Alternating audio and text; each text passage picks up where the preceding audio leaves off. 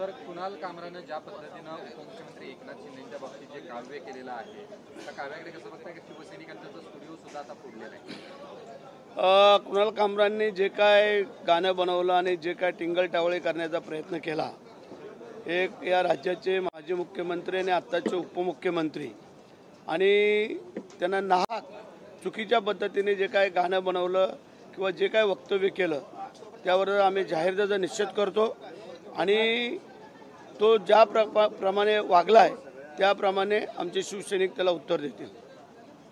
विरोधक असं म्हणतायत की अभिव्यक्ती स्वातंत्र्यावरती कुठेतरी हा सगळा घाला घातला जातोय. संजय राऊत असतील, आदित्य ठाकरे असतील, यांनी समर्थनार्थ त्यांच्या बाजूने बोलले. नाही, ठीक आहे ना, जे विरोधक आहेत ते तसंच बोलणार, परंतु जी वस्तुस्थिती ती पण समोर करायला पाहिजे की आज एका राज्याचे उपमुख्यमंत्री आहेत आणि त्यांच्या अशा बाबतीमध्ये वक्तव्य करणं, असं गाणं बनवणं किंवा टिंगल करणं आणि जे काय वक्तव्य केलं ते अत्यंत चुकीचं आहे आणि त्याचा जाहीर निषेध करून त्याला आमचे शिवसैनिक जशाच तसं उत्तर देतील हे आज आम्ही सांगतो.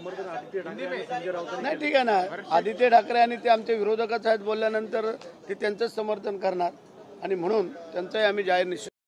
काल राज ठाकरेंनी असं म्हटलंय की एका खोक्याबाईचं घेऊन काय बसलात, विधानसभेत सगळे खोक्याबाईच बसतात. नाही, ठीक आहे, आता राज ठाकरे हे आपल्याला माहिती आहे की कसे बोलतात, काय बोलतात आणि सध्याची त्यांची स्थिती काय आहे ती हे आपण पाहिलं. हे सगळं बोलण्यावरूनच एकही आमदार त्यांचा या सभागृहामध्ये येऊ शकलेला नाही आहे. त्याचं कारण हे वक्तव्य त्यांचं. राज ठाकरेंचा सूर आता तुमच्या कुठेतरी विरोधात येताना दिसतोय. अजून तिथपर्यंत नाही आला, पण कदाचित येऊ शकतो. हिंदी में जानना कल और उसके बाद शिवसैनिक आक्रामक होकर तोड़फोड़ कर रहे थे, कैसे देखते हैं पूरे मामले? जो उन्होंने गाना बनाया वो एकदम गलत है, इसलिए हम लोग पहला उसका जाहिर निषेध करते हैं और जैसा वो चलेगा वैसा हमारे शिवसैनिक उसको उत्तर दे देंगे.